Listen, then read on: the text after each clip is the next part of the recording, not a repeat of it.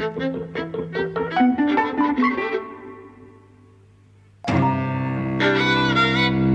and welcome to Eavesdropping at the Movies. I'm Mike. And I'm Jose. And we're talking about Antz today. Yes. Which I've wanted to watch ever since we watched Bug a few months ago, because you thought we were watching Antz. Yes. At the time, and then it turned out to be something completely different. Yes. So I thought, well, we should actually watch Antz at some point, because I really like this film, and I've watched it a lot over the years, although not in many years. I haven't seen it since it came out, and one of the things that makes you feel really, really old is to realize the film is 22 years old. There are 22-year-olds who weren't born when this film came out. That's how long ago it was. Yeah. This was the second full-length feature 3D animation after Toy Story in 1995. And there was a bitter sort of public feud in the production of Antz between Dreamworks, this is a Dreamworks film. Dreamworks had just recently been created in 1994. I remember DreamWorks being created, yes. Yeah, so Jeffrey Katzenberg kind of fell out with Michael Eisner of Disney, left Disney under this feud, created DreamWorks and basically said, we're going to destroy Disney. And this film really seemed to be kind of like his pawn, in the affair. So it was being made while Disney Pixar was making A Bug's Life. And in so many ways the films are similar. I mean, they're about ant colonies, and a single ant who's kind of an oddball outcast falls in love with a princess, saves the society, all that kind of stuff. There are big similarities between them. A Bug's Life was more successful at the box office, made I think about twice the money, though this made good money as well. So they were both successful. This came out a couple of months before A Bug's Life in the US, and I think that was one of the things, like Katzenberg was, this has to come out first. I've always remembered liking Antz a lot more. I've seen it a lot more. I think I've seen A Bug's Life through only once. This always really appealed to me, and so much of it is Woody Allen's responsibility. It's his casting, his performance, his writing. He's the movie. Yeah. When I say his writing, I mean the writing for his character, although I was just reading about it and found out that he made uncredited rewrites to his character, which makes sense because the character was written for his voice. Yeah. And the whole beginning, it not only references his voice, but his persona, Manhattan-specific films. I mean... Yeah, it starts off on the psychiatrist's couch with him playing Z, a worker ant. I mean, just the idea of Woody Allen as a worker ant is a great idea. It's like there's a single line for a film. Brilliant, And he's... also, isn't he one in real life? I mean, that's his persona, always working. Yeah. Scheduled, churning out one film a year, no matter how his personal life is going. But it really fits his kind of neurotic, sort of persona. So at the start of the film, he's talking to a psychiatrist, and he's saying, "I just feel so insignificant." And the psychiatrist says, "We've made a breakthrough. You are insignificant." Sets up the whole thing, and then this kind of this sort of vaguely. Animal Farm kind of social critique emerges, where the ant society is three classes, I suppose. There's the workers, there's the soldiers, and then there's the upper class above them, the princess and the general who preside over the entire society. And these questions of individual thought. So Z kind of falls in love with the princess one day when he meets her. She's been exercising some individual thought of her own because she goes down to the bar wanting something different in her life, wanting to slum it with the workers. I mean, those things are all kind of cliche-ish, and there isn't really a critique of anything in the film. I mean, there's kind of one of those faux critiques where you push a little bit, not too much. Well, everyone comes together quite happily in the end. Yeah, I mean, I think the film is interesting to me for two reasons, really. One, it's for adults, right? And it's very smart and witty, and it really is for adults, not only in terms of the one-liners, the situations, the senior psychiatrist and stuff like that. I mean, what children make of that.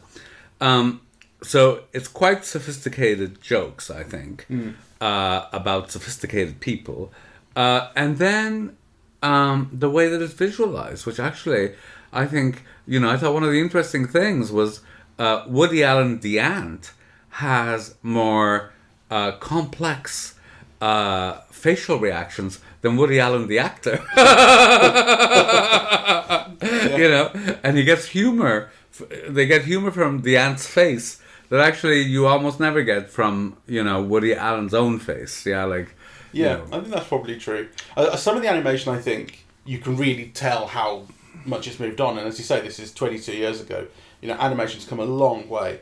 I mean, I was noticing the lip sync and the movements of the mouths. They were very kind of stilted and things, or stiff is probably a better word. And there are certain times where, you know, obviously the rendering is missing so many details that you would see today, that actually some shots in here look like kind of what you'd have as previs these days, kind of like early renders as tests before you finish the film. You know, that's how much things have changed. But there's also some incredibly beautiful shots. And what I really remarked upon to myself was the composition of shots. I think it's a really artfully and carefully composed film in so many ways, and I think there's a couple of action scenes. Well, there's like the dance scene early on, which I think was wonderful, because it's this kind of improvised, like it's not like a dance routine, it's just Z and the princess kind of being a bit free in amongst this kind of regimented grid of line dancing kind of thing.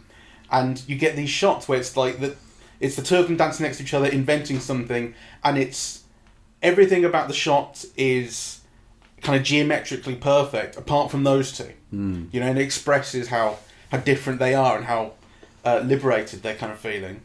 There's the action scene where they go to war with the termites, which what I had always remembered about the film was the vast shots of the army of ants.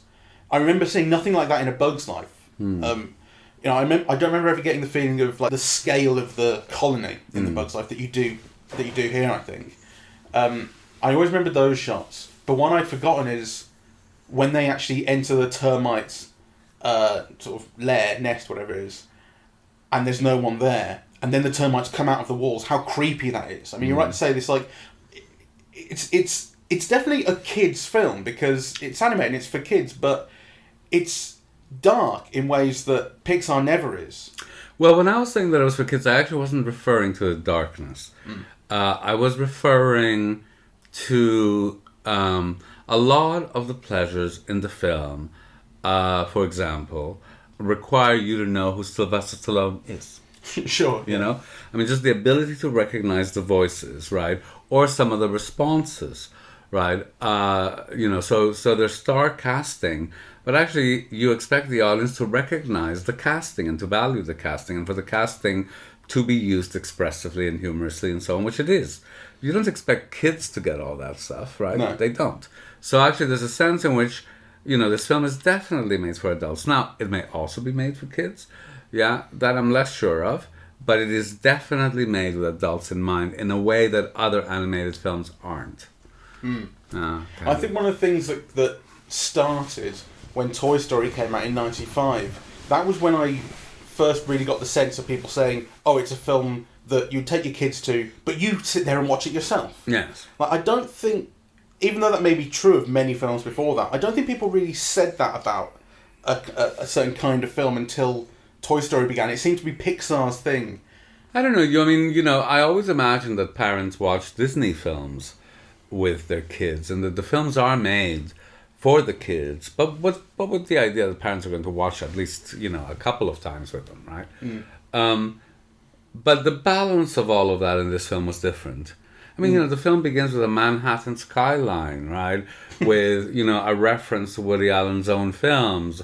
You know, the dialogue is so sophisticated. Yeah, he's seeing his psychiatrist.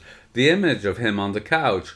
I mean, what's a kid going to make about any of that? Yeah, you know? I know. It's like asking a kid to understand the New Yorker cartoon. They just won't. I mean, I didn't, right? So I think that this film is working on a different level, yeah? Or has a different audience in mind, or it's pitched differently, yeah?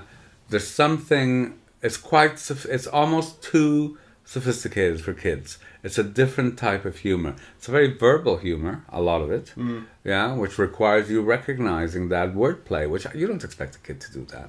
No. I mean, I must say, I would have been 10 when this came out, 10 or 11. It would have come out in the start of 99 here, I guess. So I'd have been 11 years old. I don't remember seeing it at the cinema, but I remember watching it on home video a lot, and that would have been when I was an early teen, I guess. So that's when I would be starting to really appreciate that kind of humour. Maybe that's when I would have started to appreciate New Yorker cartoons as well, if I'd read The New Yorker at that age. Maybe I thought I was smart. I mean, I don't know, because, how much of it did I get? I'm sure I knew who Woody Allen was, and I'm sure I'd seen Sylvester Stallone films and things. But how much of it really spoke to... I don't know. I don't know. It's an interesting thing to wonder about, because I definitely remember, that watching films as a child, for example, I loved the sophistication of, screwball comedy, or a lot of screwball comedy anyway. Did I get all the jokes? Probably not, right? But there were other levels in which you could enjoy it, or which a child could enjoy it. Now, I'm not sure of that in relation to this film, Yeah. I'm not sure what a child would get out of it, though clearly they did. Though actually it's also significant, because this isn't a children's perennial favorite. No.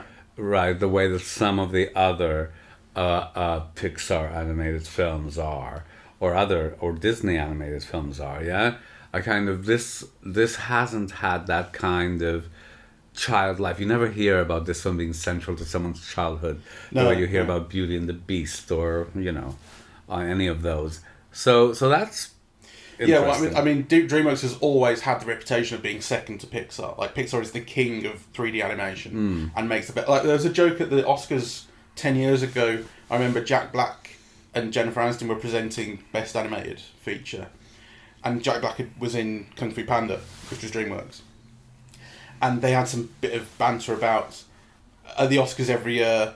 So I'm always guaranteed to win at the Oscars every year, Jack Black says, and Jennifer Aniston says, "How do you mean?" And he goes, "I star in a DreamWorks film, and then I take the money I make and I put it on Pixar." So Pixar always wins. Pixar always wins, and they have a huge reputation, and they own this kind of animation, that sort of the thing. And you do feel like in Antz, the balance that Pixar strikes, that thing of, it's for kids, but there's loads of jokes for the adults as well, is not the same. Like, actually, all the jokes are for the adults, and there's mildly sexual humour, and there's innuendo, and I do think as well, outside of the humour, there's some real darkness in that war scene. In fact, and it's a combination, like where Barbados, the soldier that Z sort of makes friends with, dies, and it's just his head, and he says, "I can't feel my legs," and it's like that's quite a dark joke for a kid. And it's kind of a creepy image, just this head talking. Yes. But as I said, maybe, that's not to either praise the film or criticize it, just to point out that those things are there. Yeah, kind of, and that they are aiming at a sophistication, which is not to say that they're also not aiming at children, because actually that I make me think, how would I know that? How would I get that? Aside from, it's a princess and it's a love story, and in fact, nothing truly horrible happens. That incident that you mentioned is probably the worst one. Probably, yeah. But it's interesting that, like, when you say about, it's a princess, that's a kiddie thing, stuff, and that's true, but all the way it's treated kind of undercuts what's aimed at kids about it. Like, there's always some comment from Z that's sarcastic and points to kind of social relations or something like that. It's like, that's something for adults to get. It's not something that kids would get. So it doesn't kind of play so heavily into the kind of childhood movie tropes. I guess it likes to step back from them a bit and undercut them all the time. That's Woody Allen's entire persona, really, just standing back and like throwing spitballs and making a comment, and it's exactly what his character does here all the time. And then when they get out into the sort of adventure looking for Insectopia, I think this is stuff that I did really like when I was a kid, and I remember really liking when they get to the land of red and white, which is what they've been told about, this fabled land. Turns out it's a picnic mat, and there's just these cans of Pepsi and sandwiches and stuff, and it's all shot from the ant's perspective. And what's great is you never get a shot from a human's perspective. You get some sort of aerial shots, but they're still like, looking at the ant. They're for the ants, right? So everything's really from the ant's perspective, and these kind of metropolises and weird places, like you immediately understand them as a human, that this is just a picnic, but for the ants it's something incredibly special.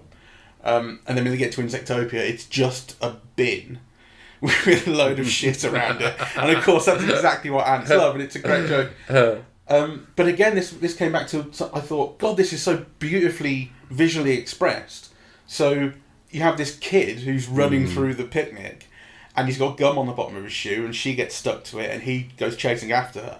And he jumps on the lace, and it swings, and it's done in like what's kind of slow motion. And he's on the one shoe, and the other shoe comes past, and it's a scary shot, like the shoe going around the background. I thought that was just fantastic, actually, and it really made me think. You know, when I was a child, and I would go into the park, and you'd look at a flower, pollen or something, and you realize there was a whole world inside that pollen, of life.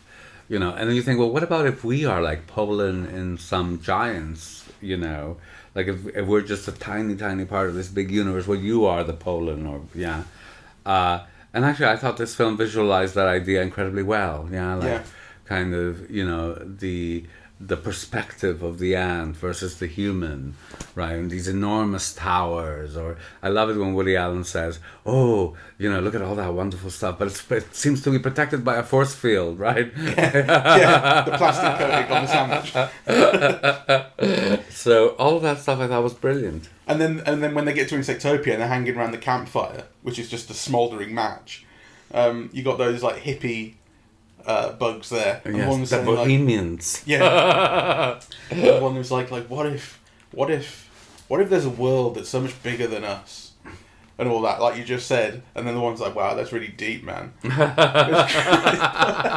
That's me a joint. It's great, but and as you say, all of this really, really plays to adults.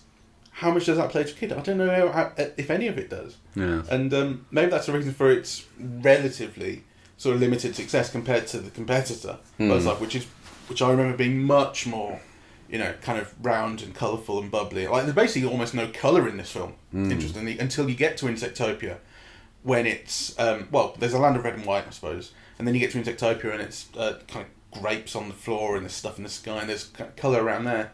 But I guess that's part of it. Like I think the film has a load of charm. But the charm is in recognising the kind of dull world that it's building. Like the idea that these workers have nothing in their lives, really. They just work and they go to the bar, and they work and they go to the bar. And everything is regimented every hour of their days. Even their dancing is regimented and scheduled and timed. But you also get a sense that none of that changes in the film. That's why I think it's like a faux critique, really. Because they're just going to remake the colony, but the colony is going to be exactly the same, right? There's no indication that any of the structures are going to change, right? No. When in the final closing voiceover, Z says, boy meets girl, boy falls for girl, boy restructures entire society. It's like, well, we don't know that yet, like, because that's actually not really what it's about. Well, I mean, the thing is, Z leaves and steals the princess, and then word kind of filters down to the workers, and of course they weren't there, they don't know exactly what happened, so stories get round, and Z becomes this kind of figure for liberation and freedom. Because I really like the way that's done. All these kind of little bits of information are built up in the workers' minds. So Weaver, the Sylvester Stallone character, who's his friend, says, "I know that guy," and then he's a worker, but everyone knows him as this war hero, and we know it's because he was pretending to be a soldier so we could get close to the princess again. But all the workers are going, wait, we don't have to be workers anymore. Like what they take out of what Z's done. Z didn't do anything to be ideological. But that's what they take out of it, this message. So when Z comes back, he's this figure that they've built up, and he has no idea. I like the way all that works. I do. I loved it, in fact. But I also think it's not great. That, it would have taken very little to make the film great. Because it's almost like verging on it, right? When you think of, well, what is it about? The message is, well, you can make the same mistakes that you're making now, but it makes a difference that they're your choice, that it's an active choice that you make your mistakes. And you think, like, there's been a revolution, and society has been toppled, there's been betrayal in the palace, and, and all this, and that is the conclusion? Yeah, it's quite packed when it comes down to just learn to think for yourself. Because still the Queen is there and she'll be back in charge of society. And the villain is very, very obvious. The villain is not Cutter. Cutter's Christopher Walken character. General, I forget his name. Mandible. General Mandible, the Gene Hackman character. Like, he's the villain, and he has this plan to kill half the society. So he'll kill the workers, keep the soldiers, and make the society strong and all the rest in his image. But that's the things like that is that's quite simple. Nothing ever works like that. And actually, the idea that the film is kind of conversant with that society is broken and the structure could be a problem isn't something that actually changes. And there's an interesting thing in that, because actually, I mean, that character has certain interesting echoes of any dictator, really, or of any authoritarian regime, which is like a hatred of the weak. Right? And you think, what is it about the weak that bothers people so much? I mean, is it that they might be called upon to help? Yeah. I mean, kind of. What is it that kind of weak? Why do weak people inspire such fear? And I mean, they're meant to be weak, right? So why are you so afraid of them? Why do they bother you so much? Well, that's something that ultimately in the film it doesn't receive any attention. That is at the core of some of the film's failings, I suppose. Like, why Mandible wants to do what he's doing is... It just should be obvious to us. It's obvious that he wants to kill the weak, but, like, actually, who he is underneath all that, not interesting, not developed. And also, why does he want to kill the weak? Because you think, some other dictator might have said, okay, we'll take all the weak because they're weak. And just put them to work or something. Well, that's what Cutter says. That's what his second in command. That's what Cutter says. These guys, they got the right stuff. Christopher Walken, that was. Anyway, so I think for me what was most satisfying about it was the jokes, right? And the sophisticated humor. And the fact that it had set pieces, that in many ways were meant to delight. I mean, there's kind of a real attempt at being funny throughout. Yeah. And a kind of... landing jokes. So I loved all of that. And the fact that the jokes were of quite a sophisticated level, I also enjoyed. Yeah. And for me, the cinematography and the compositions and the editing... Oh yeah, the compositions were fantastic. I think it's surprisingly beautiful. Yeah. More than I remembered it being. And imaginative. Like, when you have the face of one ant occupying all of the screen... with the Woody Allen and some character walking to... I mean, there are very interesting compositions throughout. Yeah. So I'm glad we watched it. I'm glad we watched it. So we highly recommend it. So thank you very much for listening. We're eavesdropping at the movies, and we are on Apple Podcasts, Spotify, SoundCloud, YouTube, Google Podcasts. On social media, we're on Facebook and Twitter. And the website is eavesdroppingatthemovies.com. Thank you very much. Bye-bye.